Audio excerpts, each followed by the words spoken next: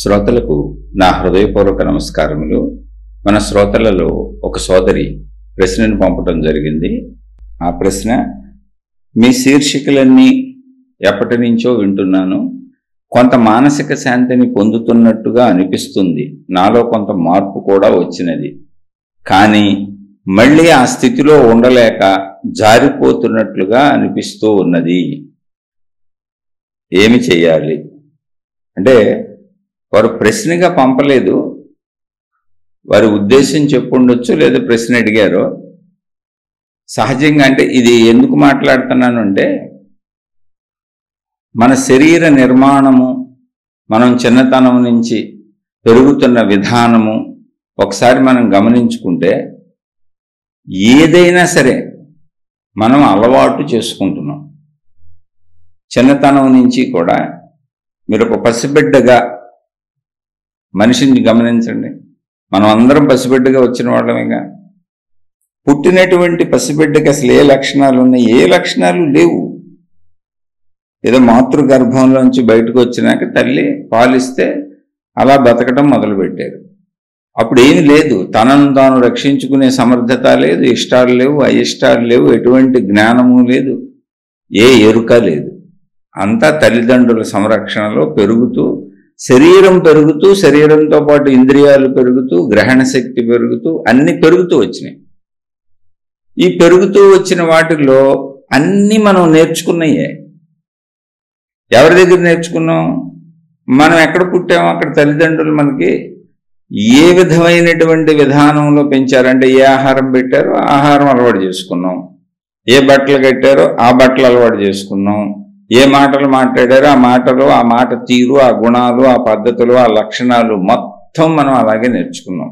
మొదట నేర్చుకున్నది మన ఇంట్లో, మన కుటుంబ సభ్యుల్లో. ఆ తర్వాత నేర్చుకుంది చుట్టూ ఉన్న సమాజంలో చూసుకొని నేర్చుకున్నాం, స్నేహితులను, బయటికి వెళ్ళి రకరకాలుగా. అయితే ఇక్కడ గమనించవలసిన విషయం ఏంటంటే, అన్నీ నేర్చుకున్నాయి.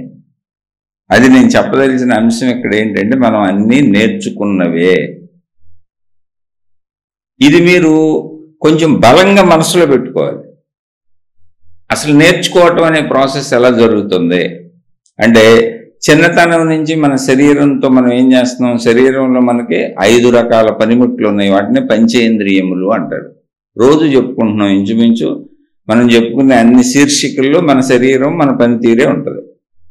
అక్కడి నుంచి ఆత్మజ్ఞానం వరకు మాట్లాడుకుంటాం. మొత్తం మన గురించి మనం మాట్లాడుకునేది ఇది. ఆధ్యాత్మిక చదువు, ఆత్మజ్ఞాన చదువు, స్వీయ చదువు, వ్యక్తి చదువు.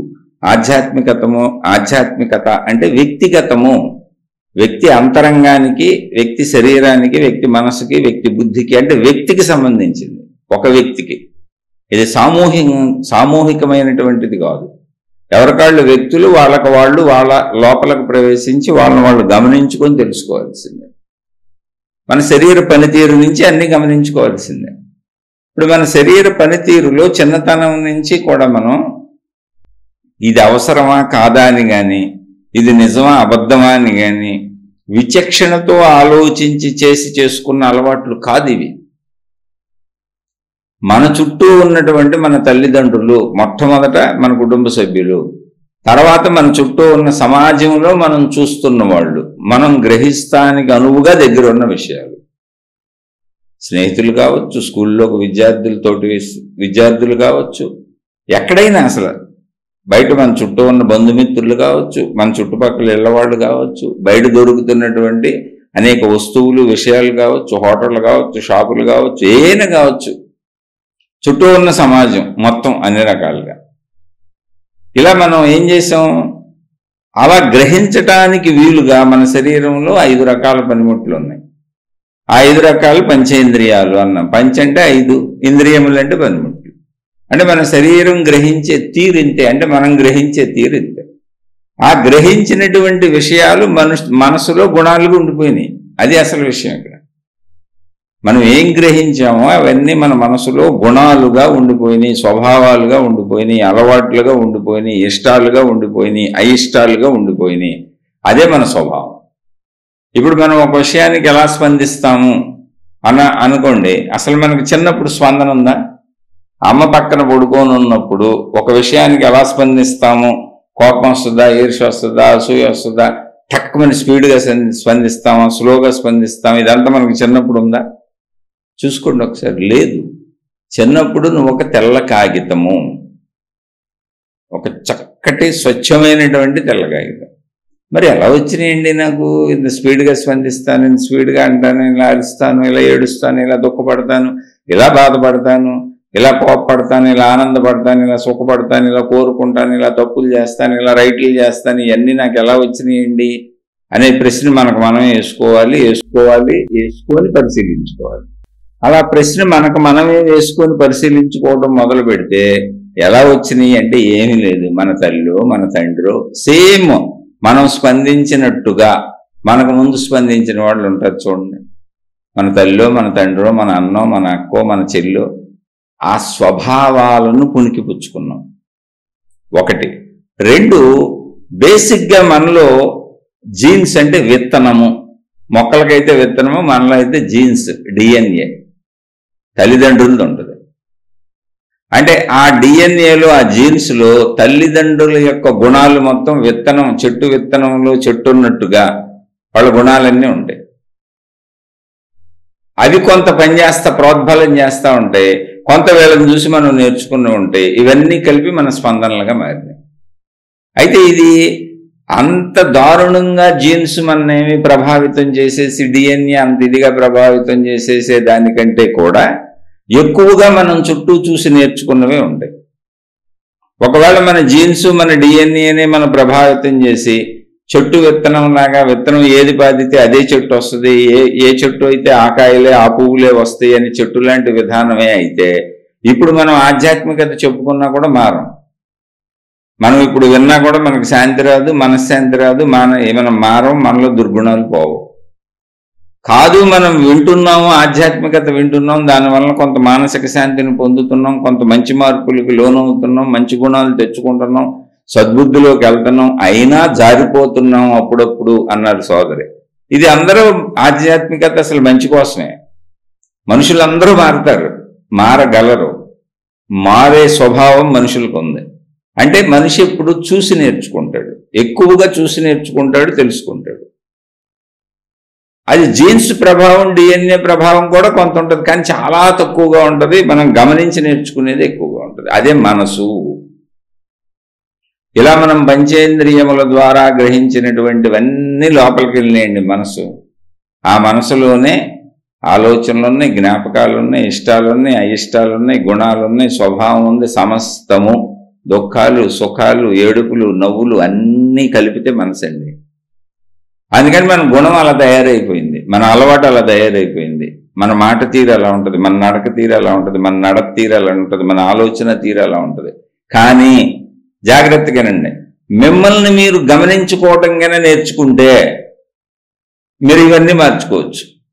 కాదు నేను ఇలాగే ఉంటానని వాటిని సమర్థించుకుంటూ నా గుణం ఇదే, నా బుద్ధి ఇంతే, నా నడకింతే, నా నడతింతే, నేను ఆలోచన తీరింతే, నా ఏడుపింతేనా, నేను ఎలాగే ఆలోచిస్తాను, నా భావాలు ఇంతే అనుకుని వాటిని సమర్థించుకుంటూ పెంచుకుంటూ వెళితే, మీరు సమర్థించుకుంటూ నేను ఇంతే అన్నప్పుడల్లా మీరు వాటిని సమర్థించి పెంచుతున్నారని అర్థం.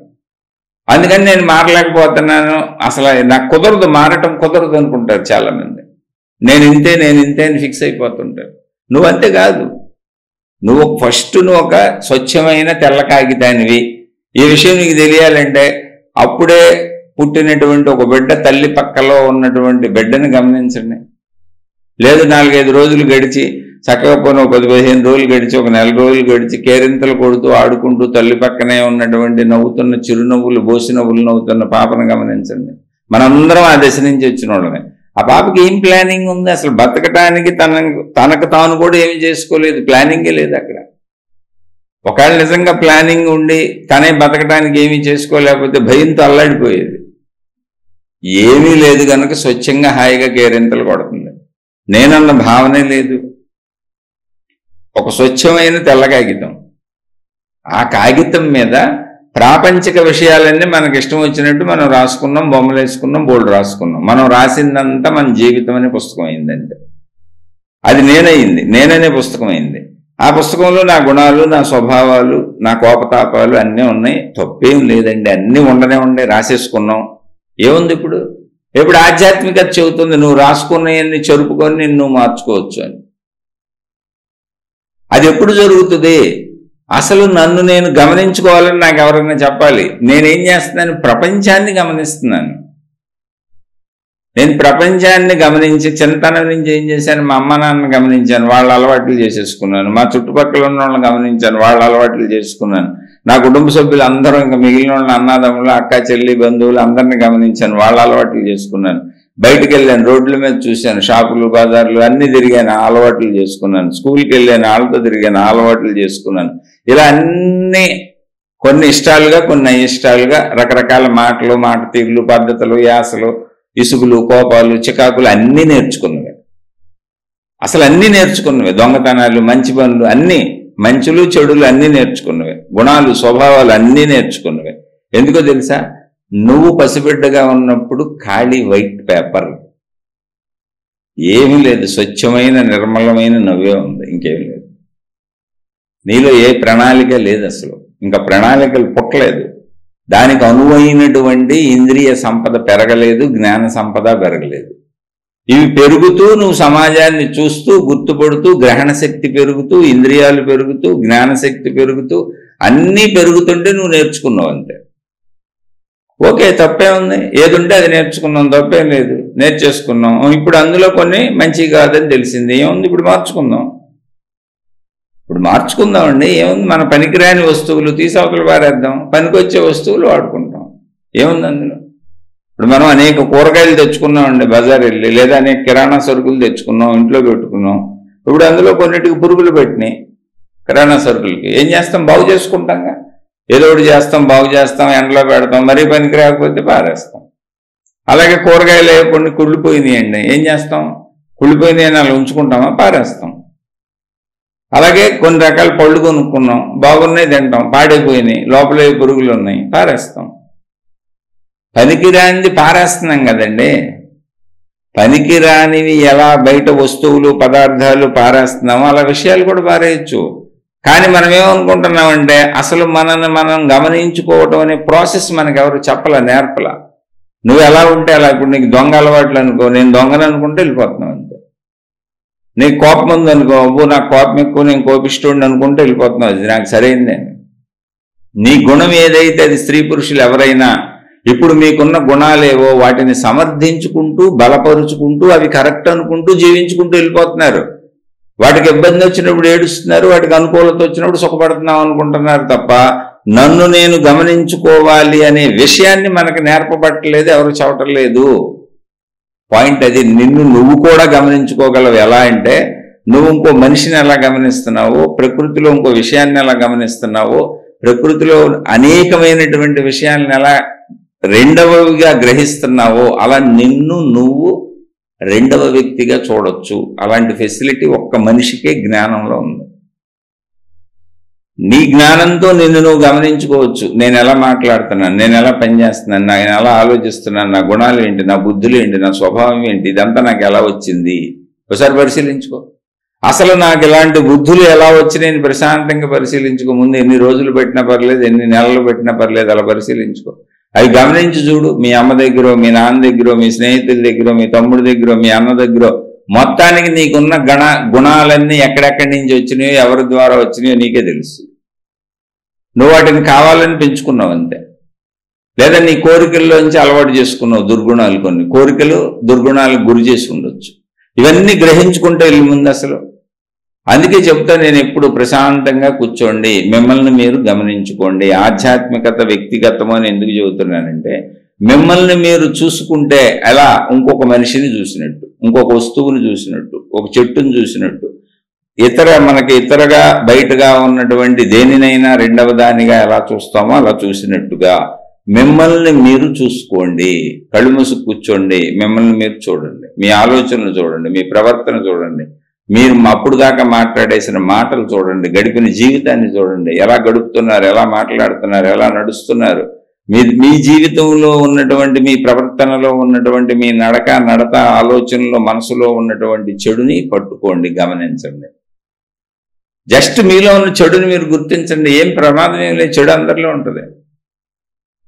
బాగా మంచే ఉంటే, అసలు చెడు లేని సంపూర్ణ మంచే ఉంటే వాళ్ళు మనిషిగా పుట్టరు. దీన్ని పూర్వీకులు చెబుతున్నారు. వాళ్ళు దేవుళ్ళు దేవతలుగా ఉంటారు. అదో లోకం. బాగా చెడే ఉంటే, అసలు మంచి లేకపోతే వాళ్ళు మనుషులుగా పుట్టరు. జంతువులుగా, మానవ జాతికి కింద ఉన్న జంతువులుగా ఉంటారు. వాళ్ళలో ఉన్న చెడు స్థాయిని బట్టి జంతువులుగా ఉంటారు. ఇటు జంతువులకి అటు దేవుళ్ళు దేవతలకి మధ్యలో ఉన్న స్థాయి మనిషి. అంటే మనిషిలో మంచి చెడు రెండు ఉంటాయి, రెండు కలిసి ఉంటాయి. ఈ రెండు కలిసి ఉన్న మనిషికి ఇవ్వబడిన అద్భుత అవకాశం ఏంటి అంటే, నిన్ను నువ్వే గమనించుకుని నీలో ఉన్నటువంటి మంచి చెడులను నువ్వే సరి చేసుకుని ఇలా ఎదుగుతూ దేవుళ్ళు దేవతల స్థాయి నుంచి అనంత ఆత్మజ్ఞానం వరకు వెళ్ళొచ్చు. కాదు, నేను దేవుళ్ళు దేవతలుగా ఎదుగుతాను, మానవత్వం పెంచుకుంటాను, దైవత్వం పెంచుకుంటాను, నేను స్థిరంగా ఒక దైవ రూపం ధరించి ఉంటాను, నేను ఇతరులకు మేలు చేసేలా అలా ఒక రూపంతో ఉంటాను అనుకుంటే దేవుళ్ళు దేవతలుగా వెళ్ళొచ్చు. ఈ పైలోకం అది, సూర్యలోకం అది. దేవుళ్ళు దేవతలందరితో కాంతి లోకం. అందుకే టక్కనొచ్చి టక్కని మాయిపోయినట్టు చూపిస్తారు. చూడండి, మీకు ఎక్కడైనా చూడండి, గమనించండి సినిమాల్లో వాటిలో. అది మన పైలోకం ఉంది, మన పైలోకం. ఆ లోకం మీద ఆధారపడే భూలోకం ఉంది, సూర్యలోకం మీద ఆధారపడే భూలోకం ఉంది. అయితే ఈ లోకాలు, ఈ మహిమలు, ఈ మాయలు గొడవ ఎందుకు? ఇప్పుడు మనం బతకాలిగా, మళ్ళీ దాని గురించి అడుగుతారు. అందుకని నేను ఎక్కువ మహిమలు, మాయలు, ఈ లోకాలు చెప్పను. ఇప్పుడు బతికేది మనకు కావాలి. ప్లస్ ఇంకొక అద్భుతం ఉంది మనిషికి. ఏంటో తెలుసా? దైవలోకం అనే దానికి వెళ్లకుండా నువ్వు డైరెక్ట్గా మోక్షానికి వెళ్ళిపోవచ్చు. ఎందుకనంటే అది కూడా మహాత్ములు చెప్పారు. ఏంటంటే దేవుళ్ళు దేవతలు కూడా మానవ జన్మను పొందాలని కోరుకుంటూ ఉంటారు అని చెప్పారు. ఎందుకు అన్నప్పుడు, మానవ జన్మ నుంచి మాత్రమే మోక్షానికి వెళ్ళటానికి ఉన్నది, దైవ జన్మ నుంచి లేదు అన్నారు. ఎందుకని అన్నారు, అధిక పుణ్యం చేసిన వాళ్ళు దేవుళ్ళు దేవతలుగా స్వర్గాల్లో పుణ్యాన్ని అనుభవిస్తూ ఉంటారు. ఆ పుణ్యం అయిపోయినాక మనిషిగా వస్తారు. అధిక పాపములు చేసిన వాళ్ళు నరకంలో శిక్షలు అనుభవిస్తారు. దీన్నే అధిక తప్పులు ఉన్నవాళ్ళు జంతువులుగా తిరిగి ఉన్నప్పుడు జంతు జన్మలు, అధిక పుణ్యము మంచి పనులు ఉన్నప్పుడు దేవతలు. కానీ దేవతలుగా వెళ్ళినా స్వర్గంలో ఆ సుఖాలను అనుభవించి తిరిగి వెళ్ళి మానవులుగానే రావాలి, మళ్ళీ మానవులుగా ప్రయత్నించి మోక్షాన్ని పొందాలి అని పూర్వపు మహాత్ములు, మహనీయులు చెప్పారు. అంటే మోక్షం అనేది సాధించటానికి అనువైన శరీరము మానవ శరీరము. అది అంటే ఇక్కడ రెండింటి కలయికతో ఉన్నది ఈ మానవ శరీరం. ఒకటి పదార్థము, అంటే మనకు కనబడుతున్న మాంస నిర్మిత పదార్థము. దీన్ని నడుపుతున్నటువంటి స్వచ్ఛమైన ప్రాణశక్తి. కాబట్టి ప్రాణశక్తి ఎరుకను మనిషి తనంతట తాను ఇందులో పుంచి పొందాలి. ఇక్కడ మంచి పనులు చేసుకుంటూ, కోరికతో సత్కార్యాలు చేసుకుంటూ, నాకు పుణ్యం రావాలి, నాకు మంచి రావాలి, నన్ను అందరూ పొగడాలి, నాకు కీర్తి రావాలి, నన్ను అందరూ దేవుడు అనుకోవాలి, నన్ను అందరూ గురువు అనుకోవాలి, మహాత్ముడు అనుకోవాలని కీర్తికాంక్షతో ఒకవేళ సత్కార్యాలు చేశారు అనుకుందాం. అప్పుడు మీరు దేవుళ్ళు దేవతలుగా గురువులుగా చలామణి దాన్ని అనుభవిస్తారు. అంటే అది మీ కోరిక. గురువులు, మహాత్ములు, జ్ఞానులు, అవధూతలు మీరు అవ్వాలి అనుకోని కోరికతో చేస్తే, ఒకవేళ మీరు కోరికతో చేయలేదు, అప్పుడు కూడా మిమ్మల్ని గురువులు అనొచ్చు, మహాత్ములు అనొచ్చు, జ్ఞానులు అనొచ్చు, అవధూతలు అనొచ్చు. కానీ రమణ మహర్షిలా ఏ కోరిక లేని నిర్మల నిశ్చలత్వంతో ఉంటారు. అసలు మీ దగ్గర క్రియాకలాపమే ఉండదు, ఏ క్రియలు చేయరాళ్ళు. కోరికతో వచ్చినటువంటి వాళ్ళే ఈ క్రియలు చేస్తూ ఉంటారు. కోరికతో వచ్చిన వాళ్లే మతాలు నిర్మిస్తారు, మార్గాలు నిర్మిస్తారు. అది వాళ్ళ కోరిక. కాబట్టి వాళ్ళు మేము గురుత్వాన్ని, దైవత్వాన్ని పొందాలనుకుంటారు. అది కోరిక కనుక దాన్ని అనుభవించేసినాక అందులో ఏమీ లేదని తెలుసుకొని మళ్ళీ మనిషిగా వస్తారు. వెళ్ళి తెలుసుకుంటారు, అది అనుభవిస్తారు, దాంట్లో అన్ని చూస్తారు, మొత్తం ఆ స్థితులన్నీ పొంది అనుభవిస్తారు, వచ్చి మళ్ళీ మనిషిగా వస్తారు. ఇప్పుడు కోరిక వలన తప్పులు చేశారు, అంటే ఇతరులకు హాని చేశారు, ఇతరులను చంపేశారు, మానభంగాలు చేశారు, దోచుకున్నారు, దోపిడీలు చేశారు. ఎవరి స్థాయిలో వాళ్ళు చిన్న అసత్యం నుంచి మొదలుకొని అతి ఘోరమైనటువంటి పనుల వరకు జంతు జన్మంలోకి వెళ్ళిపోతారు. ఇది మన పూర్వీకులు చెబుతున్నటువంటి, వారు అందిస్తున్నటువంటి జ్ఞానం అనేక గ్రంథాల ద్వారా ఇలా వివరించబడింది. మనిషి మధ్యలో ఉన్నాడు, అటు పైకి ఇటు జంతు జన్మలకి. కానీ ఇటు జంతు జన్మ నుంచైనా మనిషిగా రావాలి, ఇటు దేవుళ్ళు దేవతలు మహాత్ములు మీరు కోరికతో చేస్తే అప్పుడైనా మనిషిగా రావాలి. మళ్ళీ ఈ మనిషి జన్మలో ఏ కోరిక లేకుండా, చాలా జాగ్రత్తగా గమనించండి, ఏ కోరిక లేకుండా. అందుకే భగవద్గీతలో కృష్ణ భగవానుడు నిష్కామ కర్మయోగము చెప్పాడు. అంటే పని చెయ్యి, ఫలితాన్ని ఆశించుకో. కోరిక లేకపోవటం అంటే అంతేగా. ఎందుకని? శరీరము కర్మ శరీరం, తినకుండా ఉండటం కుదరదు, తాకకుండా ఉండటం కుదరదు, అనుభవించకుండా ఉండటం కుదరదు. అసలు కుదిరే పనే కాదు ఇది. శరీరంతో అన్ని అనుభవించాల్సిందే. అనుభవించకుండా జీవించటం కుదరదు. శరీరం కర్మ శరీరం. అందుకని కర్మలు చెయ్యి, అనుభవాలకు అవసరమైన కర్మలన్నీ చెయ్యి, కానీ ఫలితం ఏదొస్తే అది తీసుకో, ఆశించబాక. ఎందుకని ఫలితమేక దుఃఖ పెట్టేదో సుఖ పెట్టేదో. ఉన్నదంతా సర్దుకో, ఎక్కువ వచ్చినా తీసుకో, తక్కువ వచ్చినా తీసుకో, ఎంత వస్తే అంత తీసుకో. అసలంటూ పని చేసావు కనుక ఎంతో కొంత వస్తుంది. అందుకని ఎవరైతే కోరిక లేకుండా జీవితం గడుపుతారో వాళ్ళు అనంత ఆత్మతత్వాన్ని తెలుసుకునేటువంటి అర్హతను పొందుతారు. అర్హత పొందుతారు, వచ్చేది అది. ఎందుకని? కోరిక లేని స్థితి అంటే పని చేస్తున్నాను, ఫలితాన్ని ఆశించటం లేదు నేను అంటే దేహస్థితిని దాటాను, దేహభావన లేదు. దేహభావన లేదంటే ఏంటి? మాంస నిర్మిత పదార్థ భావన, ఇంద్రియ భావన లేదు, తగ్గింది. అప్పుడేంటి? శరీరాన్ని నడిపేదేంటి? ప్రాణశక్తి. అప్పుడు నాకు ప్రాణశక్తిని తెలుసుకునే అర్హత వచ్చింది. ఎప్పుడైతే పదార్థ భావన తగ్గిందో, పదార్థానికి ఆధారంగా నడుపుతున్నటువంటి ప్రాణశక్తిని తెలుసుకునే అర్హత నాకు వచ్చింది. ఆటోమేటిక్గా జ్ఞానం అందుతూ ఉంటుంది, అందించబడుతూ ఉంటుంది, దాని మీద మనకు ఆసక్తి కలుగుతూ ఉంటుంది. మనకు ఆ జ్ఞానం పట్ల తెలియకుండానే ఆసక్తి కలుగుతుంది. ఎందుకని? దేహభావం తగ్గింది కనుక. దేహభావం తగ్గలేదనుకో ఇంద్రియ కోరికల ఆసక్తి ఉంటుంది. దానివల్ల తప్పులు చేస్తే జంతువులకు వెళ్తాం. బాగా కోరికలతో నన్ను అందరూ పొగడాలి, గుర్తించాలి, నాకు కీర్తి కావాలి అని మంచి పనులు చేసుకుంటా వెళ్తే ఆ కీర్తిని పొందే విధానంలో పైకి వెళ్తాం. అది గురువులా, మహాత్ములా, దేవుళ్ళ, దేవతల. నీ కీర్తి ఎంత, నీ కీర్తి కాంక్ష ఎలా ఉందో దాన్ని బట్టి వెళ్తావు. మంచి పనుల ద్వారా ఇటు వెళ్తావు, చెడ్డ పనుల ద్వారా అటు వెళ్తావు. రెండు మానవుడిగా చేస్తావు. ఇది చెప్పింది. ఇప్పుడు ఊరికి మనం మామూలు మానవ స్థితిలో మాట్లాడుకుందాం. అదేదో మనం ఇప్పుడు జన్మలు గొప్పగా చెప్పుకున్నాం, అంత ఇదిగా తీసుకోబాకండి. అవన్నీ కాలాంతరంలో జరిగే, మనకు తెలియదు. అసలు మహాత్ములు చెప్పారు, విధానం కరెక్ట్గా అనిపిస్తుంది కనుక స్వీకరించాం అంతే. స్వీకరించినా ఇప్పుడు దాన్ని నిరూపణాత్మకంగా, నిర్ణయాత్మకంగా మనం ఇప్పుడు దేవుళ్ళు, దేవతలుగాను వెళ్ళిపోలేము, ఇప్పుడు జంతువులుగాను వెళ్ళిపోలేము. వెళ్ళినా మనకు తెలియదు, జన్మ మారిపోద్ది. ఇప్పుడు మనం తప్పులు చేసి జంతువులు అయిపోయాం అనుకోండి, నేను పలానప్పుడు పలానా మనిషిని జంతువుగా వచ్చానని ఏం తెలియదు, అది జంతు జన్మ అంతే, నేను ఇలా పుట్టాను అనుకోండి. అలాగే ఇక్కడ మనం మారిపోయి పైకి వెళ్ళి గురువుల్లో దేవుళ్ళు అయిపోయాం అనుకోండి, అప్పుడు కూడా తెలియదు, అది సహజం అనిపిస్తుంది. అక్కడ అది సహజంగా ఉంటుంది. ఎక్కడికన్నీ అది సహజంగా ఉంటుందండి. ప్రతి జన్మ సహజము, వెనక జన్మ గుర్తుండదు. దానికి కారణం, దానికి నిరూపణ ఇప్పుడు మనకున్న జన్మే, వెనక జన్మలు మనకేం తెలియదుగా, అంతే సింపుల్. అందుకని ఈ జన్మలో చూద్దాం. ఈ జన్మలో అన్నీ మనం పోగేసుకున్నాయని చెప్పుకున్నాంగా. అంటే ఇదంతా ఎందుకు చెప్పానంటే, మోక్షాన్ని పొందేంత, దైవత్వాన్ని పొందేంత, ఓ గురుత్వాన్ని పొందేంత, ఓ జంతు జన్మను పొందేంత మొత్తం నీలోనే ఉంది. నీ ఇచ్చ ప్రకారమే ఉంది, నీ నిర్ణయం ప్రకారమే ఉంది. ఆ స్వేచ్ఛ మనిషిగా నీకు ఇవ్వబడింది, ఇంకెవ్వరికి ఇవ్వబడలేదు సృష్టిలో. అందుకు చెప్పాను. ఈ పురాణం అంతా ఎందుకు చెప్పాను అని మీరు ప్రశ్న వేసుకోవాలి, నన్ను అడగాలి. దానికి చెబుతున్నా. ఎంత స్వేచ్ఛ మనిషికి ఇవ్వబడింది అంటే, నిన్ను నువ్వు దేవతగా మార్చుకోవచ్చు, దేవుడిగా మార్చుకోవచ్చు, ఒక గురువుగా మార్చుకోవచ్చు, ఒక దుర్మార్గమైనటువంటి రాక్షసుడిగా మార్చుకొని జంతు జన్మకి వెళ్ళవచ్చు, జంతువుగా మార్చుకోవచ్చు, ఎలా అయినా చేసుకోవచ్చు.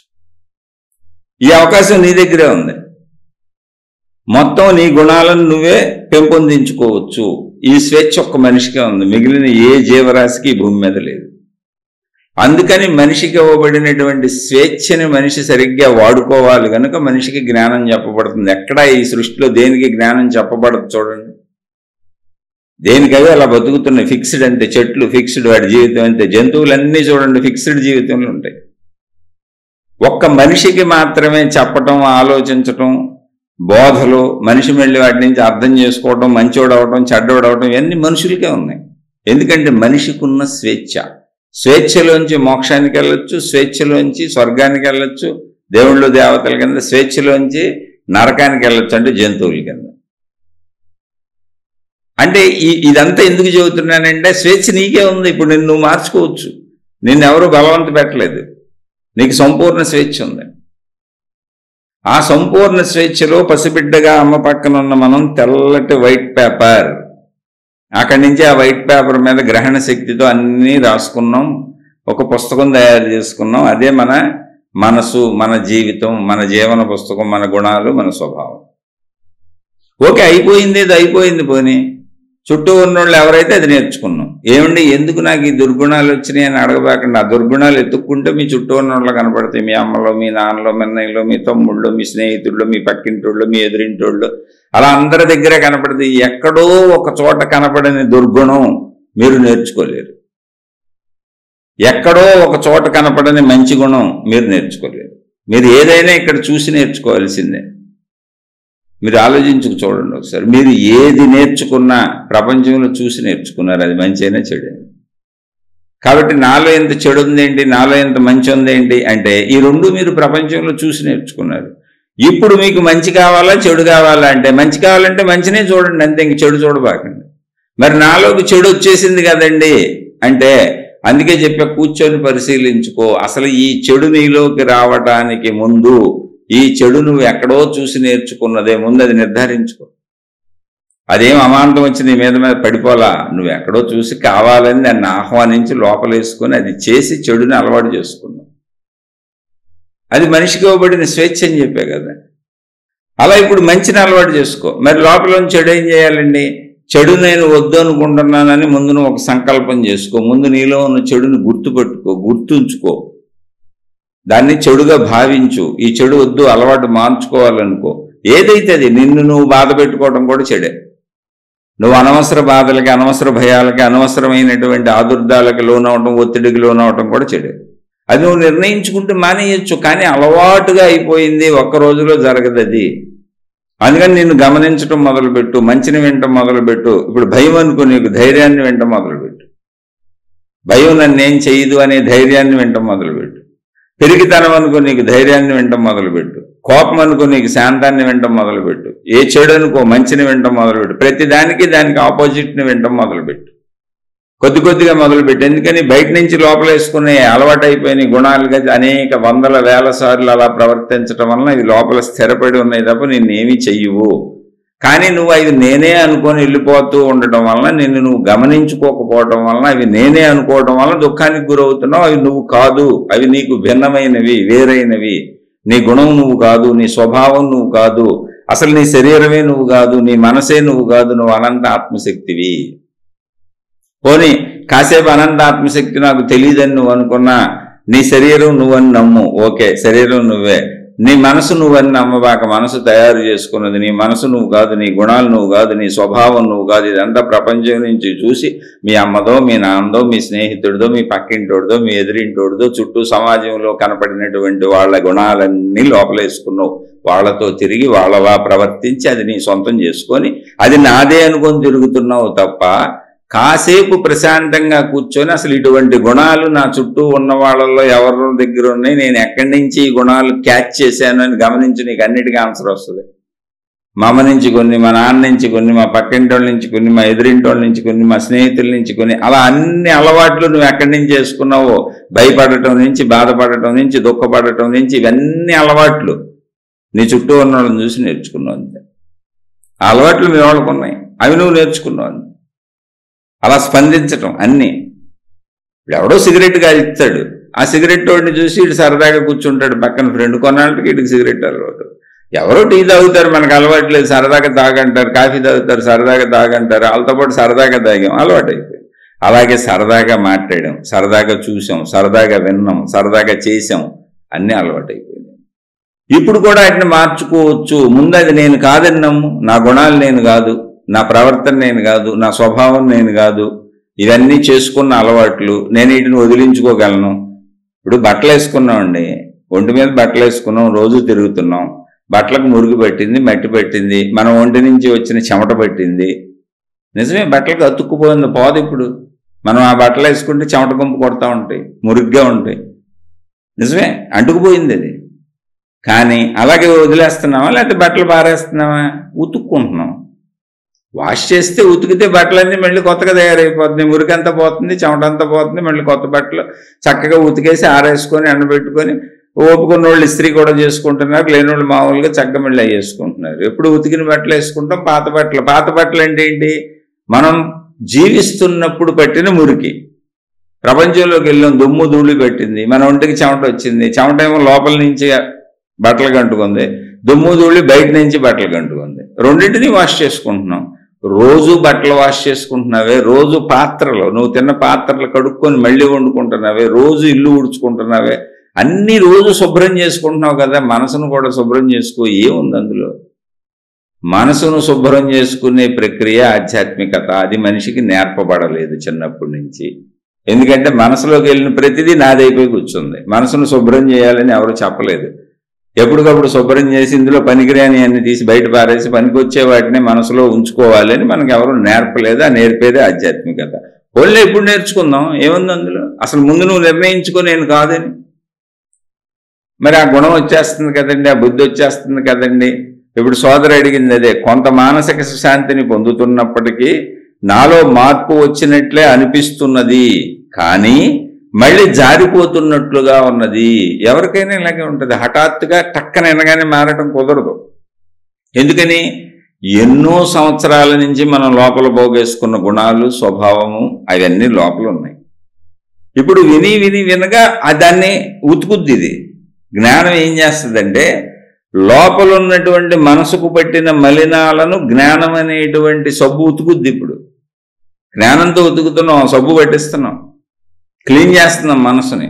అందుకని క్లీన్ చేసే మాటలేను. ఎంత మురుకుందో ఆ మురుకుని ఉన్నంతసేపు జారిపోతూ ఉంటాం.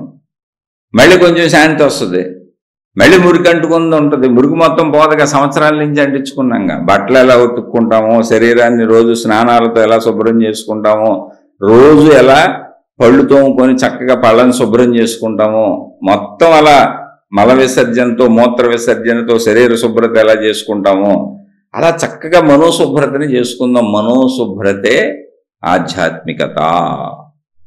మీరు మారగలరు, మీ గుణాలను మీరు మార్చుకోగలరు. మీకు ఆ ధైర్యం ఎవరో ఇవ్వలేదు, ఎవరూ చెప్పలేదు, ఆ విద్య నేర్పబడలేదు.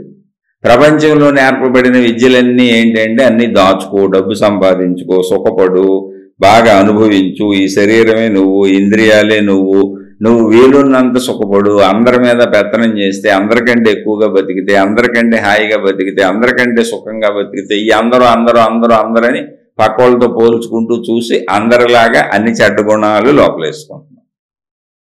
అంతే, ఏం లేదు. చిన్నప్పటి నుంచి ఇది విద్యలాగా నేర్పుంటే అసలు ఒక్కటి చెడ్డోడు ఉండేవాడు కాదు. ఎందుకంటే మనసును ఏ రోజు కారో చెక్ చేసుకునేవాళ్ళు. మనసులో పడతాయి లోపల, కానీ చెక్ చేసుకునేవాళ్ళు. ఎవరు నేర్పల, నాయన మంచిగా ఉంచుకోవాలి, చెడు వదిలేయాలి, మనసులో పెట్టుకోకూడదనే విద్య చిన్నప్పటి నుంచి నేర్పబడలేదు. చిన్నప్పటి నుంచి నేర్పబడిన విద్య అంతా కూడా దాచుకో, దోచుకో, పెట్టుకో, ఉంచుకో, నువ్వే పెట్టు, నువ్వే తిను, ఇది నీదేను, ఎవరికి పెట్టకో, ఇలా నేర్పారు. అలా నేర్పుతూ వాళ్ళు పెంచారు. అలా నేర్చుకుంటూ మనం పెరిగాం. ఇప్పుడు ఆ దోచుకోవటం అలవాటు అయిపోయింది. అందుకని బాధగా ఉంది. ఎప్పుడు దోచుకుంటాం అంటే సమాజం ఊరుకోదుగా, చుట్టూ ఉన్నోళ్ళు ఊరుకోరుగా. కానీ మన మనసుకి అది అలవాటు అయిపోయింది. ఏమీ లేదు, చక్కగా ఎవరైనా మారగలరు, ఎంతటోళ్ళైనా మారగలరు. మీరు ఈజీగా మారగలరు. మీకు ఎందుకు, మీరు అడుగుతూ ఉండండి, నేను చెబుతూ ఉంటాను, మీరు మారిపోతూ ఉండొచ్చు. వింటూ ఉండండి రోజు చాలు. మీరు నేను మారతాను, నేను మారాలి అని గట్టి సంకల్పం చేసుకోండి. ఏంటి మారేది? నా బొంద, చెడు పోగొట్టుకోవటమే కదండి. ఏముంటుంది అందులో? చెడును పోగొట్టుకోవటం, భయం పోగొట్టుకోవటం, ఊరికనే బాధపడే మనస్తత్వాన్ని పోగొట్టుకోవటం, ప్రతిదానికి కంగారు పడే మనస్తత్వాన్ని పోగొట్టుకోవటం, ప్రతిదానికి ఆదుర్దపడే మనస్తత్వాన్ని పోగొట్టుకోవటం. ఏమీ లేదు. అతి కోరికలన్నీ పోగొట్టుకుంటే ఇవన్నీ పోతాయి. మీరు అలా ప్రశ్నలు అడుగుతూ ఉండండి, నేను చెబుతూ ఉంటాను. పోనీ ఏమవుద్ది? 6 నెలలకు మారుతారు, సంవత్సరానికి మారుతారు, 2 సంవత్సరాలకు మారుతారు, 3 సంవత్సరాలకు మారుతారు. నష్టమే ఉంది? బోల్డ్ జీవితకాలం 100 ఏళ్ళు ఆయుష్ మంది, బోల్డ్ గడిపాం. ఇప్పుడు ఈ నిమిషంలో మారిపోవాలని ఏం లేదుగా. మీరు అడుగుతూ ఉండండి, ఎన్నిసార్లు అయినా నేను చెబుతూ ఉంటాను. ఎందుకంటే ఇది పెద్ద గొప్ప విద్య కాదు, మనిషికి ఉన్న స్వేచ్ఛది. మనిషి మారగలడు, మిమ్మల్ని మీరు మార్చుకోవచ్చు. మీరు ఎప్పుడూ కొత్త మనసు తయారు చేసుకోవచ్చు, కొత్త బుద్ధులు, కొత్త గుణాలు మీరు తయారు చేసుకోవచ్చు. అది మీ చేతిలోనే ఉంది. ఎవరైనా సరే, ఏ మనిషి అయినా సరే. ఎందుకంటే మనిషికి ఆ స్వేచ్ఛ ఉంది. మిగిలిన జీవులు ఫిక్స్డ్గా ఉంటాయి. సృష్టిలో మిగిలినన్నిటికీ నిర్ధారించబడిన సృష్టి ఇచ్చినటువంటి స్వేచ్ఛలోనే బతకలేదు. కానీ మనిషికి జ్ఞానం అనే ప్రత్యేకత ఏంటి అంటే నిన్ను నువ్వు గమనించుకొని నిన్ను నువ్వు మార్చుకోవచ్చు, నో ప్రాబ్లం. దానికి అనేక కథలు ఉదాహరణగా చెప్పారు. వాల్మీకి అనేటువంటి ఆయన ఒక మహర్షి, రామాయణ మహాకావ్యాన్ని రచించింది ఆయనే. రాముడు ఉండగానే రామచరిత్రని రాముడు ఉండగా రచించాడు ఆయన.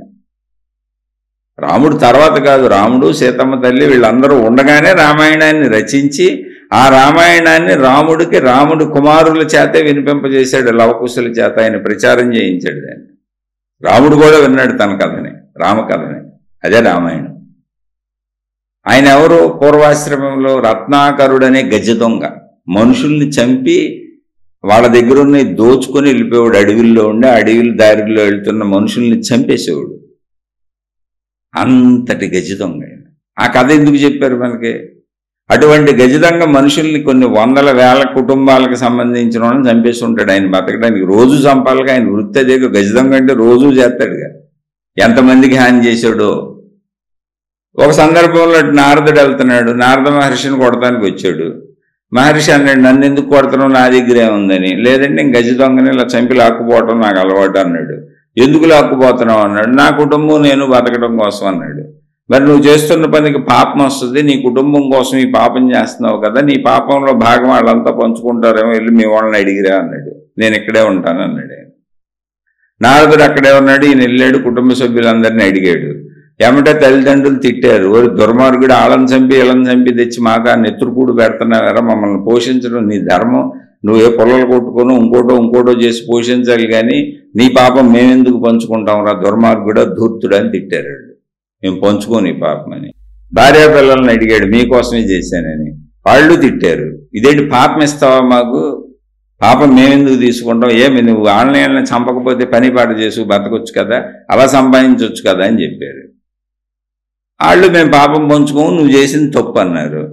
ఇప్పుడు మనం పాపాలు చేస్తున్నా మన పిల్లల కోసం మన కుటుంబం కోసం ఇంతే, నీ కర్మ నువ్వే అనిపిస్తావు. ఎందుకని నువ్వు మంచి పనులు చేసుకోవడాలను పోషించవచ్చు, ఉన్నంత తక్కువలో ధర్మంగాలను పోషించవచ్చు, అడ్డదిడ్డమైన మార్గాల్లో అడ్డదిడ్డంగా సంపాదించేసిన వాళ్ళని పోషించుకోవాలి అని నువ్వు అనుకుంటే నీ కర్మ కాల్చుకుంటున్నావు నువ్వే. నీ పాపం ఎవరో పంచుకోరు కాదు, అసలు సృష్టి ఇవ్వదు.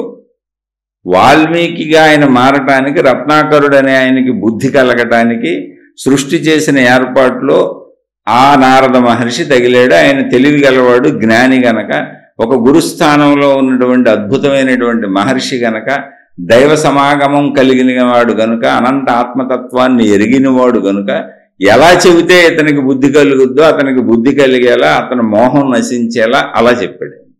ఇప్పుడు ఆయనకు మోహం పోయింది. ఎవరి కోసం నేను ఇలా చంపుతున్నాను, వాళ్లే నా కుటుంబ సభ్యులు, ఇదేంటని నన్ను తిట్టారు, ఎన్నాళ్ళు వీళ్ళందరూ నా కోసం బతుకుతున్నారు, వీళ్ళంతా నా వాళ్ళు అనుకున్నాడు. ఆయనకు మోహం పోయింది.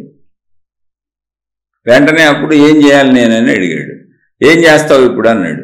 ఇంకా నేను ఆన్లైన్లో చంపడం ఎందుకండి, వాళ్ళు అసలు నన్నే అవతలకు పోమన్నారు, నీ పాపం మేమెందుకు పంచుకుంటాం రా దుర్మార్గుడా అన్నారు. నిజమే కదండి, మరి వాళ్ళు చెప్పింది కరెక్టే, నాకు వాళ్ళలో కూడా తప్పేమనిపించట్లేదు, కానీ నాకు మోహం పోయింది. నేను వాళ్ళ కోసమే చేశాను ఇదంతా నేనే భావించుకున్నాను, వాళ్ళు నాకేం చెప్పలే, అందుకని నాకు ఇప్పుడు సరైన మార్గం ఏమన్నా చూపించండి అన్నాడు. అప్పుడు ఆయనకి జ్ఞానబోధ చేశాడు. అంటే రామ మంత్రం ఇచ్చాడు అని మామూలు స్టోరీలో చెబుతారు. ఆయన ఆ రామ మంత్రాన్ని తపస్సులా చేసుకుంటూ వాల్మీకి అయ్యాడు అంటారు. వాల్మీకి ఎందుకు అయ్యాడు అంటే అది తపస్సు చేస్తూ ఆ రామమంత్ర జపం చేసుకుంటూ ఉంటే ఆయన ఎంత తన లోపలికి తాను చొచ్చుకెళ్ళిపోయాడు అంటే, పైన శరీరం మీద చెదలు చేమలు పుట్టలు కట్టేసినా ఆయనకు తెలియలేదు. ఇక్కడ గ్రహించాలి మీరు. అది మంత్ర జపం తన లోపలికి తాను ఎంత లీనమై వెళ్ళిపోయాడంటే, శరీరాన్ని దాటి మనసుని దాటి అనంత ఆత్మశక్తిలోకి ప్రాణశక్తిలోకి లీనమైపోయి కూర్చున్నాడు. అందుకని శరీరం మీద ఏం జరుగుతున్న స్పృహ లేదు ఆయనకి. ఇప్పుడు గాఢ నిద్రలోకి ఎలా ఉంటుంది మనకు చూడండి, గాఢ నిద్రపోయాం. ఇంకా గాఢ నిద్రలో కొంత చైతన్య శక్తి ఉంటుంది మనకి. శరీరానికి ఏదన్నా గట్టిగా తగిలినా, ఏదన్నా గిల్లినా గిచ్చినా మెలకు వస్తుంది మనకి, చిన్న అయితే తెలియదు. కానీ ఆయన ఈ గాఢ నిద్ర కంటే అతీతమైనటువంటి ఇంకా గాఢమైనటువంటి సమాధి స్థితికి వెళ్ళిపోయాడు. అంటే శరీర స్పృహ అసలు తెలియట్లా. ఇదే ఆత్మజ్ఞానం నీకు నేర్పేది. కొంచెం నీ మనసుని, కొంచెం నీ శరీరాన్ని దాటి కొంచెం మనసులోకి వెళ్ళి, ఆ మనసుని దాటి కొంచెం ప్రాణశక్తిలోకి వెళ్ళు. ఆ ప్రాణశక్తి నేనని అక్కడ కూర్చొని తపస్సు చేయని, అదే ధ్యానం అని, అదే తపస్సు అని, అదే విశ్లేషణగా విచారణ మార్గం అని పరిశీలించుకో అని నీకు రోజు నేర్పే ఆత్మజ్ఞానం. అదే శీర్షికలన్నింటిలో రోజు చెప్పేది అదే. అలా ఆయన్ని కూర్చోబెట్టాడు. ఆయనకి జ్ఞానబోధ చేసి, నువ్వు ఒక్కసారిగా కూర్చుంటే నువ్వు ఈ తపస్సు చేయలేవు, అందుకని నువ్వు ఒక మంత్ర జపంతో మొదలుపెట్టి అది నేను లోపలికి తీసుకెళ్తుంది అని స్టెప్పులుగా ఎలా వెళ్ళాలో అన్నీ చెప్పి వెళ్ళాడు. ఆయన కథలో అవన్నీ చెప్పరు కదా, అంత కథ చెప్పడం కుదరదు కదా, చక్కగా చెప్పారు. ఆ రామ మంత్రాన్ని జపించుకుంటూ ఆయన తన శరీర ధ్యాసను వదిలేసి, ఆయన మనోధ్యాసను వదిలేసి అంతరంగంలో ప్రాణశక్తిలోకి వెళ్ళి విలీనమైపోయాడు. అని ఆ రామతత్వం ఏదుందో నిజమైనటువంటి ఆ ఆత్మారాముడులో లీనమైపోయాడు. అప్పుడేమైంది, శరీరం బతికే ఉంది నిద్రలో లాగా. గాఢ నిద్రలో మనకు ఎలా శరీరం బతికే ఉంటుందో అలా బతికే ఉంది, కానీ శరీరం పైన పుట్టలు కట్టేసింది. ఇటువంటి స్థితిని సజీవంగా రమణ మహర్షి అని ఆయన నిరూపించి చూపించారు.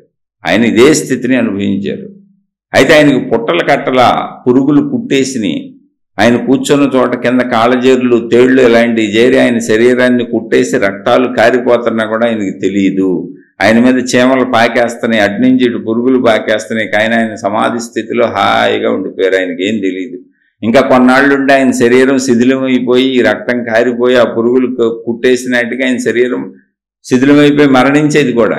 కానీ అయినా ఆయనకి తెలియదు. అయితే చుట్టూ ఉన్న ప్రజలు ఆయన్ని గమనించి రక్షించారు. అందుకని రమణ మహర్షి అని ఆయన ప్రపంచానికి తెలిసాడు. వాల్మీకి ప్రపంచానికి ఎలా తెలిసాడో రమణ భగవానుడు అనే ఆయన ప్రపంచానికి అలాగే తెలిసాడు. ఎప్పుడు వాల్మీకి త్రేతాయుగం, ఎప్పుడో 30-35 వేల సంవత్సరాల విషయం అది. ఏమో ఇంకా కాలం నేను తప్పు చెప్పాను, రైట్ చెప్పాను, సరిగ్గా నాకు గుర్తులేదు. రమణ మహర్షి నిన్న మొన్నటి ఆయన స్వాతంత్రం వచ్చిన తర్వాత కూడా ఉన్నారు. ఆయన 1850 వరకు ఉన్నారు. ఆయన 1950 వరకు ఉన్నారు. ఆయన నిన్న మొన్నటి ఆయన. అదే స్థితిని పొందిన వాళ్ళు చాలా మంది ఇప్పుడు కూడా ఉండుంటారు, కాదు మనకు తెలియదండి. కానీ ఒకటే చెబుతాను, అది స్థితిని పొందిన వాళ్ళు క్రియాకలాపములు చేయరు. అది రమణ మహర్షితో గుర్తుపెట్టుకోండి మీరు. ఎప్పుడు కోరికలు ఉన్నవాళ్ళు క్రియాకలాపాలు చేస్తూ ఉంటారు. కోరిక ఉంది, నేను దేవుణ్ణి అవ్వాలి, నేను గురువుని అవ్వాలి, నేను మహాత్ముడిని అవ్వాలి అన్నప్పుడు క్రియ నడుస్తూ ఉంటుంది. నన్ను నేను పెంచుకుంటే ఏదో చేస్తూ ఉంటాను, ఎవరినో ఉద్ధరిద్దామని. ఏ కోరిక లేని అనంత ఆత్మతత్వంలో లీనమైపోయిన వాళ్ళు అలా కూర్చుంటారు అంతే ప్రశాంతంగా. ఎందుకంటే రమణ మహర్షిని అడిగారు, ఒక అతను వచ్చి అడిగాడు, యథార్థంగా జరిగింది ఇది. ఏమని అడిగాడంటే, మనబోటుడే చాలా మంది గురువులు, మహాత్ములు వీళ్ళందరూ మత ప్రచారాలు, దైవ ప్రచారాలు, సాధనా మార్గాలు, ప్రచారాలు చేస్తా ప్రపంచం అంతా తిరుగుతూ ఉంటారు కదా. శిష్యులు ఏర్పరచుకొని, ఆశ్రమాలు ఏర్పరిచి, బ్రాంచ్లు పెట్టి అలా తిరుగుతూ ఉంటారు కదా.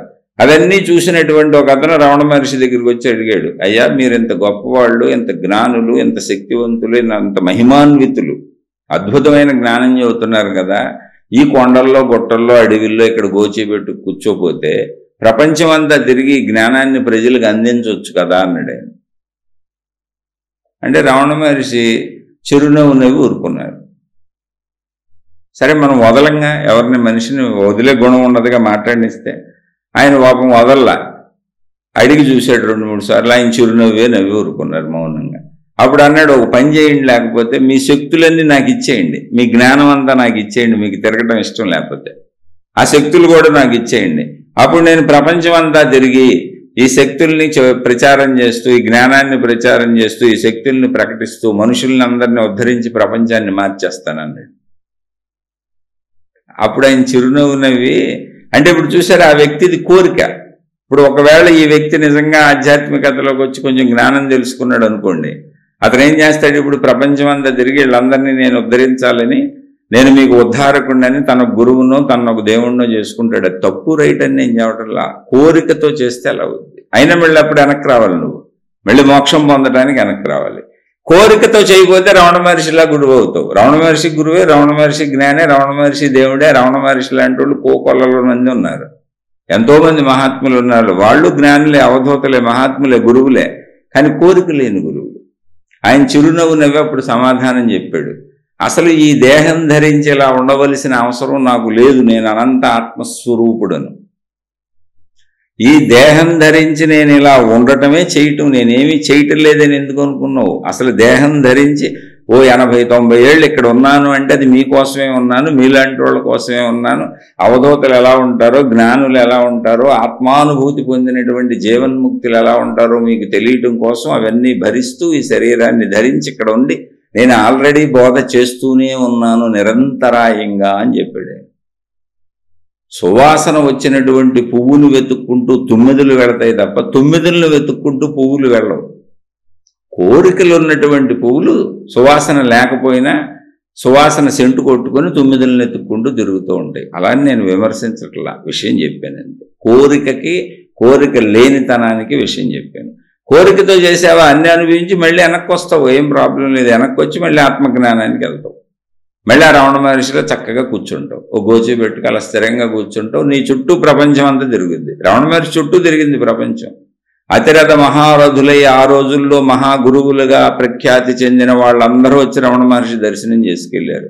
ప్రచారాలు చేస్తూ ప్రపంచవ్యాప్తంగా తిరుగుతున్నటువంటి మహాత్ములందరూ రమణ మహర్షి దర్శనం చేసుకుని వారిని ప్రశ్నించి వారు చెప్పినటువంటి సమాధానాలు విని వాళ్ళ జీవితంలో ఆచరించుకుంటామని వెళ్ళారు. ఎవరో మహాత్ములు, గురువులు అనేవాళ్ళు. ఇప్పుడు ప్రపంచవ్యాప్తంగా అత్యధికంగా అమ్ముడుపోయే పుస్తకాలలో 2వ స్థానంలో ఉన్నది ఒక యోగి ఆత్మకథ అనే పుస్తకం. మహావతార్ బాబాజీ అని చెబుతారు. ఈ పుస్తక రచయిత యోగానంద. ఆ యోగానంద గారు వచ్చిన తర్వాతే మహావతార్ బాబాజీ పేరు ప్రఖ్యాతులు ప్రజల్లోకి వచ్చినాయి. అసలు ఆయన గురించి తెలిసింది. యోగానంద గురువు గారు యుక్తేశ్వర గారు, యుక్తేశ్వర గారి గురువు గారు లాహిరి మహాశయుడు, లాహిరి మహాశయుడు గురువు గారు మహావతార్ బాబాజీ. మహావతార్ బాబాజీ అనే ఆయనకు ఒక శరీరం లేదు, ఎప్పుడూ శక్తి స్వరూపంలో ఉంటారు. ఆయన కావాలనుకున్నప్పుడు ఒక యువక రూపం ధరించి కనపడతారు. ఒకటి లేక 2 సార్లు తప్ప అసలు ఆయన శిష్యులకు కూడా ఆయన ఎప్పుడూ కనపడలేదు. యోగానంద గారు ఆయన్ని ఎప్పుడూ 1 సారి 2 సార్లు తన జీవితకాలం మొత్తం మీద 70-80 ఏళ్ల మీద 1 తీరు లేక 2 సార్లు దర్శించారు. దాన్ని ఊహాచిత్రంగా ఆయన పుస్తకంలో గీచారు. అటువంటి యోగానంద గారు ఇప్పుడు మహావతార్ బాబాజీ ఇప్పుడు కూడా సజీవులై ఉన్నారు. ఆయన ఎప్పటికీ సజీవ శక్తి, యువక రూపంతో ఉంటారు అని చెప్పుకుంటూ ఉంటారు. బాగా పాపులర్.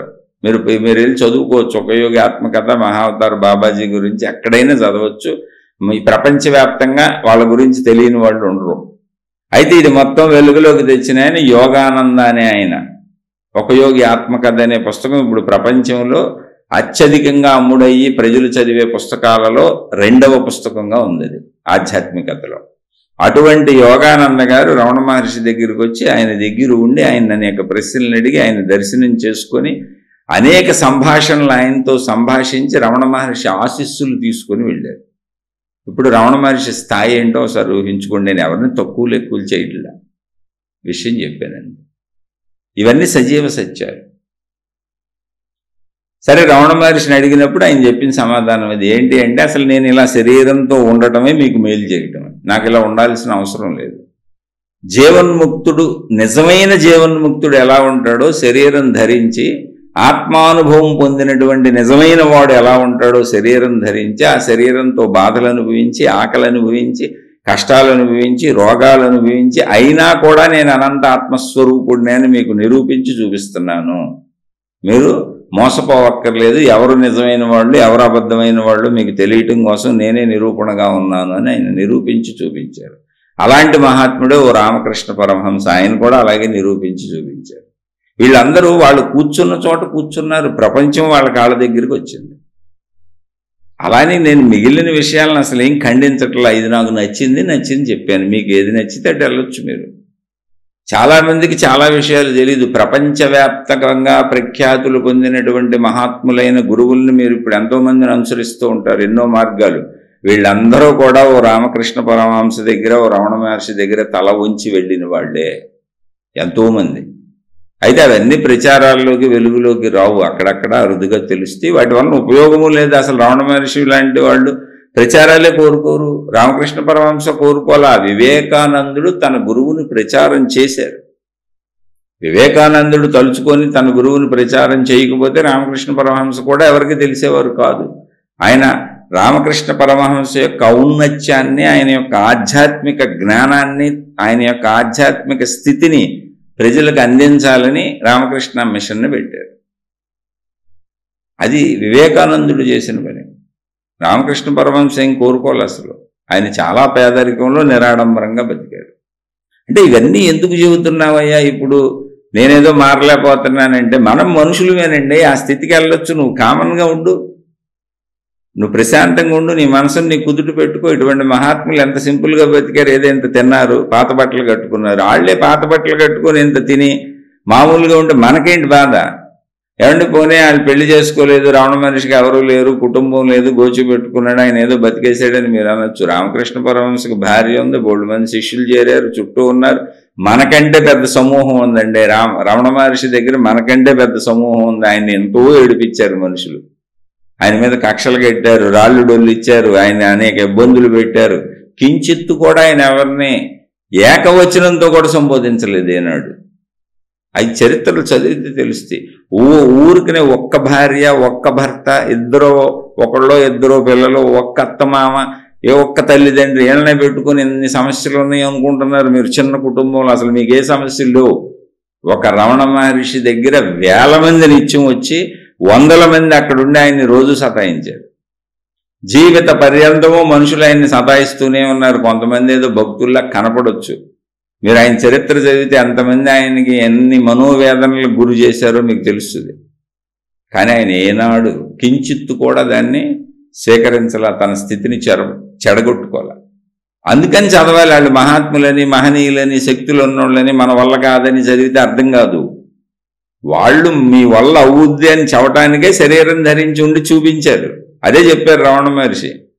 నేను మీలా ఇక్కడ ఉండటమే మీకు చేసే మేలు. మీరు నన్ను చూడండి, నేను ఎలా బతికానో చూడండి, ఏం తిన్నానో చూడండి, ఎవరు నన్ను ఎన్ని ఇబ్బందులు పెట్టారో చూడండి, అప్పుడు నేను ఎలా ఉన్నానో చూడండి, మీరు కూడా అలా ఉండటం నేర్చుకోండి. అంతే, ఇంకేం లేదు ఇక్కడ. నేను ఏ జ్ఞానాన్ని చెప్పానో, ఏ జ్ఞానాన్ని పొందానో దాన్ని మీకు చెప్పాను, ఎలా పొందొచ్చో కూడా చెప్పాను. అవన్నీ ఆచరించుకోండి, చేసుకోండి అని చెప్పారు.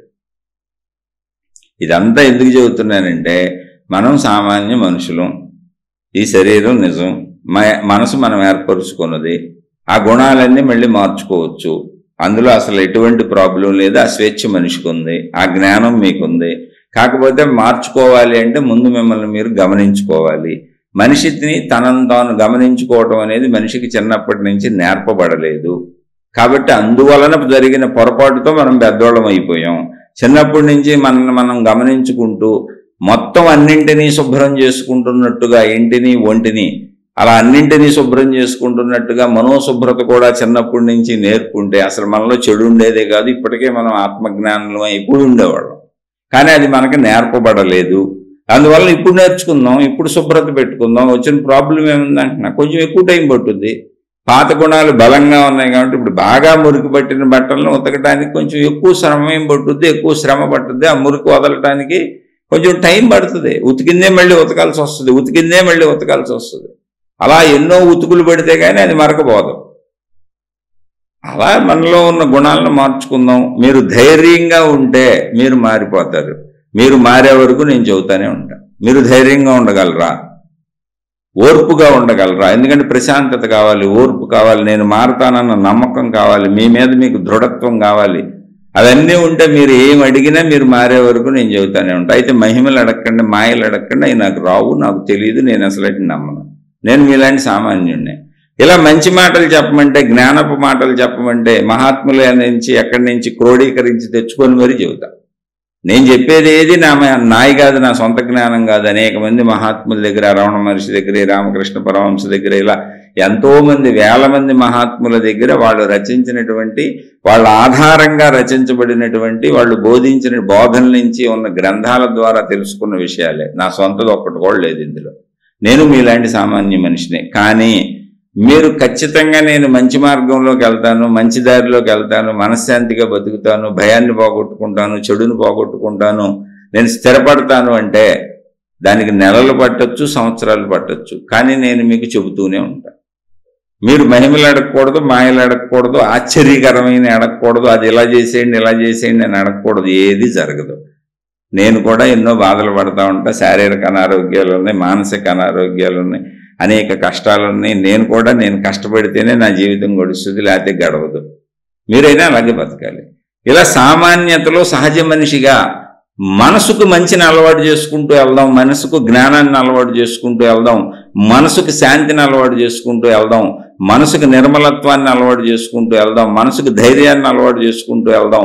ఊరికనే బాధపడిపోవటం, కంగారు పడిపోవటం, ఒత్తిడికి లోనవటం, స్ట్రెస్కి లోనవటం, డిప్రెషన్లకు లోనవటం, ఇటువంటి పిచ్చి పిచ్చి అన్ని వదిలేద్దాం, చెడు గుణాలన్నీ వదిలేద్దాం, మంచి గుణాలనే పెంచుకుందాం అని మీరు స్థిర నిర్ణయం తీసుకొని నేను ఉంటాను అంటే చక్కగా చెప్పండి, నేను చెబుతానే ఉంటా, మీరు అడుగుతానే ఉండండి. కేవలం నేను మంచి విషయాలు మాత్రమే చెప్పగలను. మిమ్మల్ని మార్చే శక్తి కూడా నాకు లేదు. మిమ్మల్ని మీరే మార్చుకోవాలి. అసలు మిమ్మల్ని మార్చే శక్తి నాకు కాదు, ఈ ప్రపంచంలో ఎవరికి ఉండదు. ఎవరన్నా చెప్పినా నమ్మకండి. మీ గురించి మీకే తెలుసు, ఇంకెవరికి తెలియదు. మీ గురించి మీకే తెలిసినప్పుడు ఇంకెవరికి తెలియనప్పుడు మిమ్మల్ని మార్చడం అసంభవం. మీ గురించి మీకు తెలుసు కనుక మిమ్మల్ని మీరు పూర్తిగా మార్చుకోగలరు. అలా మీరు మారే వరకు చెప్పమంటే నేను తప్పకుండా చెబుతూనే ఉంటాను. నేను అసలు ఈ శీర్షికలు మొదలుపెట్టింది ఎందుకంటే నేను 35 సంవత్సరాలు సుదీర్ఘంగా తిరుగుతూనే ఉన్నా. కాస్త మంచి నేర్చుకుందాం, కాస్త మంచి తెలుసుకుందాం, మోసం లేని జ్ఞానం తెలుసుకుందాం, కపటం లేని జ్ఞానం తెలుసుకుందాం, నిర్మలమైన స్వచ్ఛమైన జ్ఞానం తెలుసుకుందాం. ఎలా అయినా సరే ఒక మంచి మనసును పొందుదాం, మంచి జ్ఞానాన్ని తెలుసుకుందాం అనేటువంటి దాని ఆరాటంలో నేను ఎన్ని తిరిగాను, ఎన్ని చోట్ల మోసపోయాను, ఎన్ని చోట్ల నష్టపోయాను, ఎంతమంది గురువుల పేరుతో వాళ్ళందరినీ నమ్మి బురుడీలు కొట్టానో, ఎన్ని బురుడీలు పడ్డానో నాకు తెలుసు అన్ని. అలానే నేను అందరూ చెడ్డవాళ్ళని అసలంట్లా. నేను చెబుతున్న ప్రతి అక్షరం మొక్క మంచి గురువుల నుంచి తెలుసుకుంది, సద్గురువుల నుంచి తెలుసుకుంది. నా సొంతమైంది ఒక్కటి కూడా లేదు.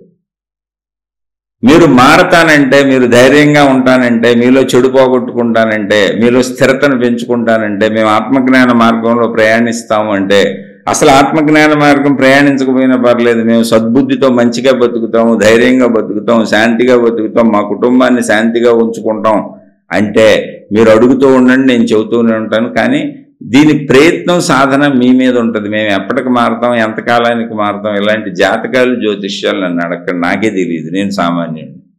నేను నన్ను మార్చుకునే ప్రయత్నం చేస్తున్నా. అందులో నాకు కొంత అర్థమైంది, అది మీతో పంచుకుంటున్నా. నేను మీకు చెప్పడానికి మీ ఇంట్లో ఒక మనిషిగా, మీ సోదరుడిగాను, మీరు ఎలా భావించుకుంటే అలా. నా వయసు 55 ఏళ్ళు. చిన్నపిల్లలు అయితే తండ్రిగా భావించుకోండి, నాకు పిల్లలు ఉన్నారు. ఒక అన్నగా భావించుకోండి, మీ సోదరుడిగా భావించుకోండి, మీ స్నేహితుడిగా భావించుకోండి. మీరు ఎలా భావించుకున్నా నాకు భావన లేదు, పర్వాలేదు, ఏ భావన అయినా పర్వాలేదు. కానీ ఖచ్చితంగా మీరు మారతానంటే మీకు చెప్పడానికి నేను ప్రయత్నిస్తాను. మీరు మార్చుకునేది మీరే మిమ్మల్ని. మీకు 4 ధైర్యపు మాటలు అంతే, అంతకు మించి ఏముండదు. 4 జ్ఞానపు మాటలు, అది కూడా ఏ మహాత్ముడో చెప్పినాయి. నా సొంతం ఏమీ లేదు ఇందులో. నేను మీలాంటి సామాన్యుడిని. మీకు చెబుతూ నేను నాలో ధైర్యాన్ని పెంచుకుంటున్నా, మీకు చెబుతూ నాలో నేను మంచిని పెంచుకుంటున్నా, మీకు చెబుతూ నాలో నేను సమస్త సద్గుణాలను పెంచుకునే ప్రయత్నం చేసుకుంటున్నా, దుర్గుణాలను వదిలే ప్రయత్నం చేస్తున్నా. కాబట్టి దుర్గుణాలు పోతాయని నాకు అర్థమవుతుంది, సద్గుణాలు వస్తాయని నాకు అర్థమవుతుంది, భయం పోతుందని అర్థమవుతుంది, ధైర్యం వస్తుందని అర్థమవుతుంది. ఎందుకంటే అది నాలో కలుగుతుంది. కాబట్టి మీకు కూడా కలుగుద్ది, తప్పకుండా కలుగుద్ది. ప్రయత్నిద్దాం. అయితే ఆ ప్రయత్నం మీరు చేయాలి. నేను మారాలని మీరు నిర్ణయించుకోవాలి. నిర్ణయించుకున్నాక మీరు ఏం అడిగినా నేను చెబుతానే ఉంటాను. నేను చెప్పగలిగితే, నాకు తెలిస్తే, నాకు వస్తే. అయితే ఇలాగే ఉంటుంది, ఒట్టి మాటలే. నేనేమి అద్భుతాలు, మహిమలు, మాయలు చేయలేను, నాకు రాదు. అసలు వాటిని నేను నమ్మను. నేను ఎందుకు నమ్మనంటే నాకు రాదు కాబట్టి కూడా అయి ఉండొచ్చు. ఎక్కడైనా ప్రపంచంలో అద్భుతాలు, మహిమలు చేయగలిగిన మహాత్ములు ఉంటే ఉండొచ్చు. కానీ నాకు తెలియదు, నేను నమ్మను, నాకు రావు. నాకు తగిలిన వాళ్ళు ఎవరైనా కూడా అవి ఉన్నవని చెప్పి నన్ను మోసం చేసిన వాళ్ళే తగిలారు కాబట్టి నేను అవి నమ్మను. నేను నమ్మిన వాళ్ళు ఎవరో కూడా మహాత్ములు నాకు తగిలారు, నేను నమ్మిన వాళ్ళెవరో మహిమలు మాయలు చేయలేదు, వాటి జోలికి వెళ్ళబాకండి అని చెప్పారు. అందుకని నేను వాటి జోలికి వెళ్ళను. కాబట్టి చక్కగా మిమ్మల్ని మీరు మార్చుకోవచ్చు. మీరు ధైర్యంగా ఉంటే చాలు, మిమ్మల్ని మీరు గమనించుకుంటూ ఉంటే చాలు. అప్పుడప్పుడు జారిపోయినా ఏం పర్వాలేదు, ఎన్నిసార్లు జారిపోయినా పర్వాలేదు. ఇది సుదీర్ఘ జీవితం. మీరు ఎన్నిసార్లు జారిపోయినా పర్వాలేదు. నేను కొన్ని లక్షల సార్లు జారిపోయాను ఈ 35 సంవత్సరాలు. 1-2 సార్లు కాదు, లక్షల సార్లు. సహజం అది. ఎవరైనా జారిపోతాం, ఎన్నిసార్లైనా జారిపోతాం, ఏం పర్వాలేదు. మళ్ళీ ప్రయత్నిద్దాం. మళ్ళీ ప్రయత్నించి మంచిలోకి వెళ్ళడానికి, మళ్ళీ ప్రయత్నించి జ్ఞానంలో నిలబడటానికి, మళ్ళీ ప్రయత్నించి మంచిలో ఉండడానికి ప్రయత్నిస్తూనే ఉందాం. అలా ఎవరైనా ఈ ఆధ్యాత్మిక చదువుకుంటాను, ఆత్మజ్ఞాన చదువుకుంటాను అంటే మీతో నిరంతరం ఈ చదువుని పంచుకోవడానికి ఒక విద్యార్థిగా, మీ సహ విద్యార్థిగా మీతో కలిసి చదువుకోవటానికి నేను రెడీగా ఉంటాను. నేను చదువుకుంటానే ఉంటాను, దాన్ని మీకు వినిపిస్తూనే ఉంటాను. నేను బిగ్గరగా చదువుతాను, మీరు వింటూ ఉండండి. మీరు అడగండి, మీకు ఏమైనా సందేహం వస్తే వీలున్నంత వరకు చెప్పే ప్రయత్నం చేస్తాను. కేవలం ఇది చదువు మాత్రమే, ఇంతకు మించి ఏమీ ఆశించకండి. మిమ్మల్ని మీరు మార్చుకుంటూ సరిపోద్ది, ఏముంది అందులో. పెరిగితనం, ధైర్యం అయితే చాలు, బాధపడని మనస్తత్వం చాలు, ఉన్న దానితో సంతృప్తిగా ఉండటం వస్తే చాలు, అద్భుతమైనటువంటి జీవితం అయిపోతుంది. ఇవన్నీ లేకుండా ఏదో కావాలని పరుగు తీస్తే అది ఎప్పటికీ పూర్తి అవ్వదు. ఆలోచించి చూడండి. ఇలా ఎంతసేపు అయినా చెప్పుకోవచ్చు, అనంతంగా చెప్పుకోవచ్చు. కానీ ఇది ఒక ఆధ్యాత్మిక చదువు, ఆత్మజ్ఞాన చదువు. ఒక శీర్షికలు మొదలు పెట్టాం కాబట్టి శీర్షికను ఎక్కడో చోట ముగిద్దాం, ఈ శీర్షికను ఎక్కడికి ముగిద్దాం. మీరు ఎవరైనా ఈ ఆధ్యాత్మిక చదువు నేను చదువుతాను, మళ్ళీ ఇంకోసారి స్పష్టంగా చెబుతున్నా, ఈ ఆత్మజ్ఞాన చదువు నేను చదువుకుంటాను, నా మనసుని స్థిరంగా, ధైర్యంగా, ధర్మంగా, మంచిగా ఉంచుకునే ప్రయత్నం చేస్తాను, ఉన్నంతలో సంతృప్తిగా బతికే ప్రయత్నం చేస్తాను, మంచిగా ఉండటానికే ప్రయత్నించుకుంటాను, శాంతిగా జీవించడానికి ప్రయత్నించుకుంటాను అని అంటే నేను మీకు చెప్పటానికి ఎప్పుడూ సిద్ధంగా ఉంటాను. మీకు ఏ సందేహం ఉన్నా అడగండి. అంతకు మించి నా దగ్గర ఏమీ లేదు. నేను మీలాంటి వాడినే, అలా ఉండటానికి ప్రయత్నిస్తున్నవాడినే. శుభమస్తు. మరలా మరొక కొత్త శీర్షికతో కలుసుకుందాం. మీ కుటుంబ సభ్యులకు మీకు మేలు చేకూరుగాక. మీ సందేహాలను ప్రశ్నల రూపంలో అడిగే ప్రయత్నం చేయండి. మీ సమాధానాలు లేదా మీ అభిప్రాయాలు మీ కామెంట్ల రూపంలో తెలియజేసే ప్రయత్నం చేయండి. మీ కామెంట్లు నేను చెబుతున్న విషయం మీకు ఎలా అర్థమవుతుంది అనే విషయాన్ని నాకు అర్థమయ్యేలా చేస్తాయి. అందుకని మీకు అర్థమైన విషయాన్ని కొంతైనా కామెంట్ రూపంలో తెలియజేసే ప్రయత్నం చేయండి. ఎవరు ఆధ్యాత్మిక చదువు చదువుకుందాం అనుకున్న వాళ్ళు, ఆత్మజ్ఞాన చదువు చదువుకుందాం అనుకున్న వాళ్ళు. మిగిలిన వాళ్ళు వినేసి ఊరుకోవచ్చు, తప్పులుంటే ఎతకొచ్చు, నన్ను తిట్టాలనుకుంటే కామెంట్లో తిట్టొచ్చు, చక్కగా మీ ఇష్టం, మీరు ఏం కావాలంటే అవి చేయొచ్చు. కానీ నేను చెబుతున్నవి నా సొంత విశ్లేషణలో, నేను సామాన్యుడినే. మీరు నన్ను తిట్టినా మీకేం ఉపయోగం లేదు, ఎందుకంటే నేను ముందే చెబుతున్నా నేను సామాన్యుడిని, నేను అంత గొప్పగా చెప్పలేనని. కాదు, అయినా తిడదామని మీకుంటే తిట్టొచ్చు, ఏం ప్రాబ్లం లేదు. నేను మాత్రం సామాన్యుడినే. అందుకని నచ్చితే తీసుకోండి, నచ్చకపోతే వదిలేయండి. నచ్చి ఏదైనా అందులో మంచి ఉందనుకుంటే తీసుకొని మీ జీవితంలో ఆచరించుకోండి. శుభమస్తు. మరలా మరొక కొత్త శీర్షికతో కలుసుకుందాం.